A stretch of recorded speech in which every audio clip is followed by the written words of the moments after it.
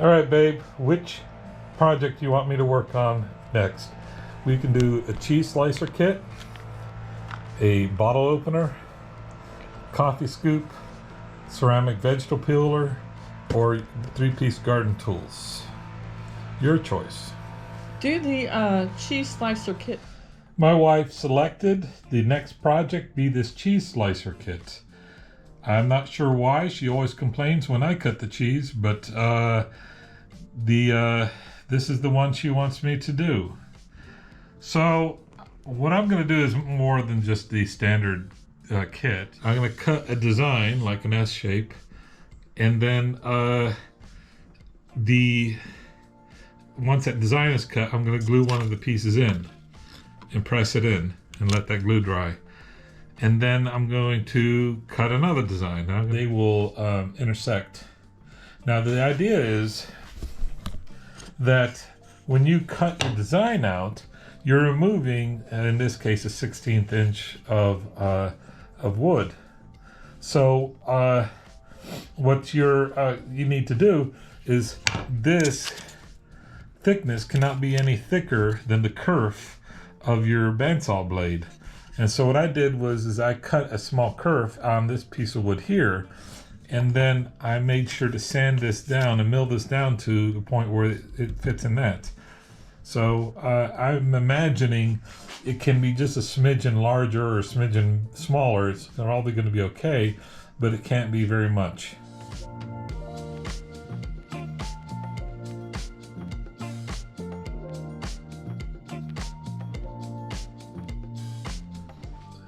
The glue's been allowed to set overnight, and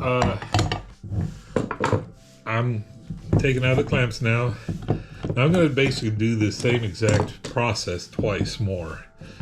But one of the things that you got to be cognizant of is that I'm not going to use the drum sander to make this flush. I will ultimately do the last bit flush through the drum sander, but what I'm going to do, what I don't want to do is as proud as this is, I don't want to introduce a drum sander because it might break off, and then when it breaks off, it might break below the surface. So what I am going to do is I'm going to cut off the excess on either end, and I'm going to use a block plane.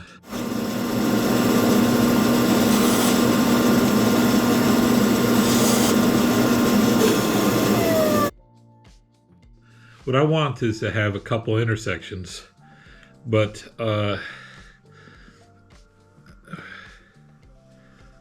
you could do is you could do a rounded, just a rounded like this. I kind of like the way this came out, but or I could do doing like that, just basically reverse.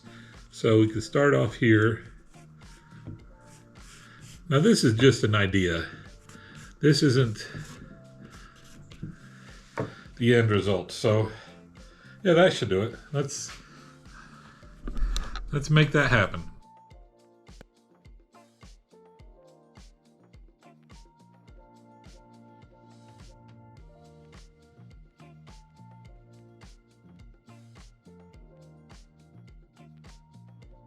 I had a little bit of a mishap. This corner broke off, and I re-glued it on. We'll see how well that works. I'm gonna cut off this and this, and clean off the bottom a little bit, and then I run it through the drum sander. I'm not going to put a third piece in. I think 2 is plenty.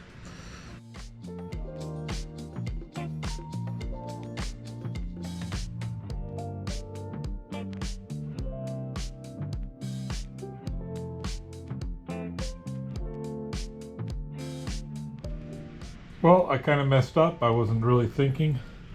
And what I did was I made my design from top right to bottom left. And the hole for the cheese slicer needs to be right here on the side. Right in the center, and really right here. Okay. So I said, oh, well, I'll just flip it over and do it this way. But then that's a little bit of an ugliness of some knot holes. And The positive side of that is my wife likes seeing that hole, so we can say that was by design. So we're going to put the hole here. So the great American woodworker debate. Do I chamfer or do I round over? I personally like roundovers. However, there's a time and a place for chamfer. So what I'm going to do is I'm going to mix it. I'm going to do a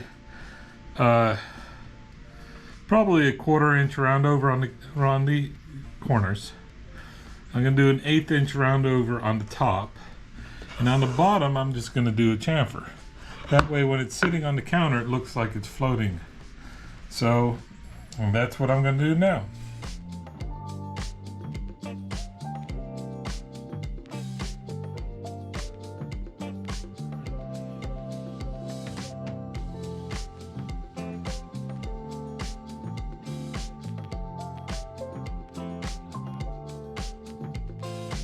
I need to drill a 1/4 inch hole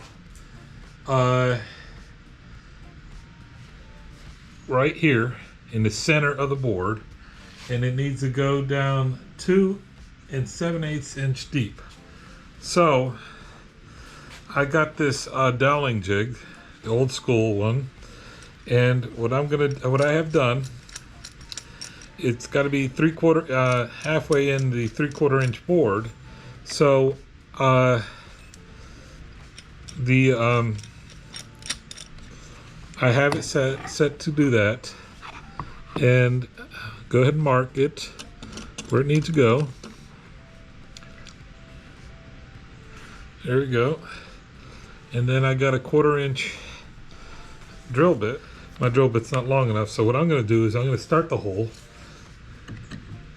and everything's level and straight, so there we go. Let's give her a show.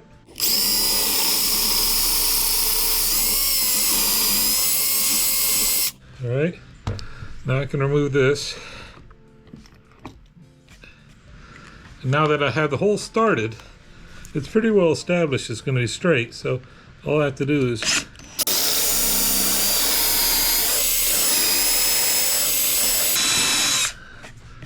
there we go. So that's 2 7/8 inches. So the curve for it needs to be 2 inches from this side of the board. So what we're going to do is transfer the table saw here.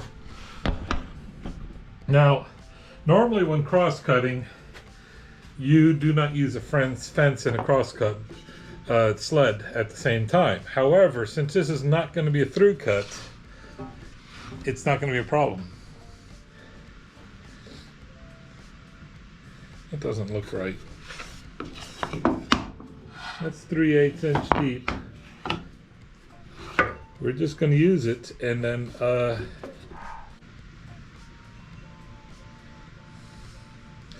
here we go. This isn't right.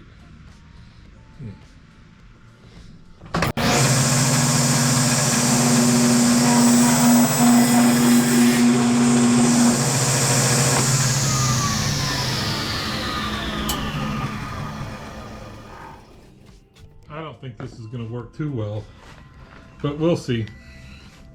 So now the idea is to put this wire in. So let's get the rest of this kit out.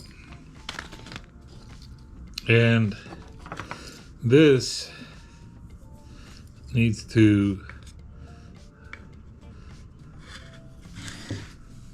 this bracket needs to go in, but then it needs to go around the wire.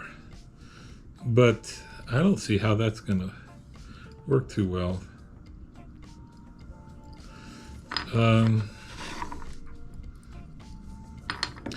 The hole is just perfect for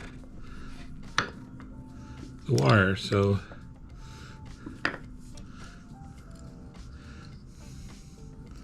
this needs to be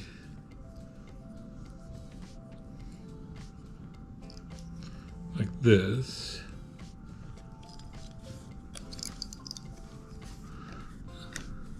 I think I need to take out some material to make this work. I need a nail, I think.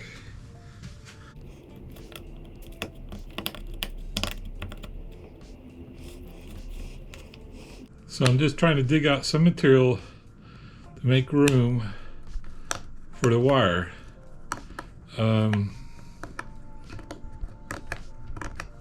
Let's see if that's going to work. So the trick is also having this wiring correctly. Alright. There we go, let's see if that does it.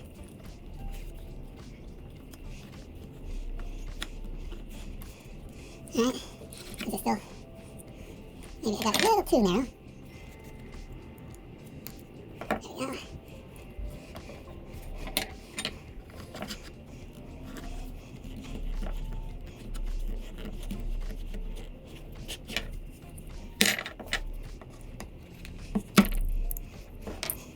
Let's dig out some more.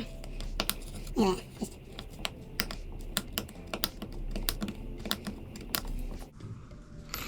I think before I proceed, I'm going to go ahead and put some finish on this, so that because I don't want to do that with the parts in place. So.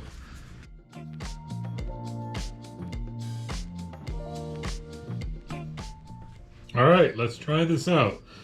I got me a block of cheese here. Let's see what happens.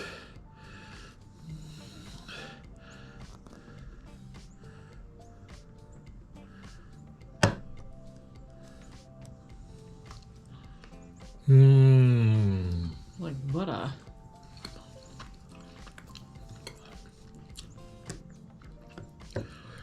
All right, good deal. Nice. Another project complete. I kind of like this little technique here. I'll have to refine it and do it differently next time I do it, but it came out all right. I think that deserves a second piece of cheese.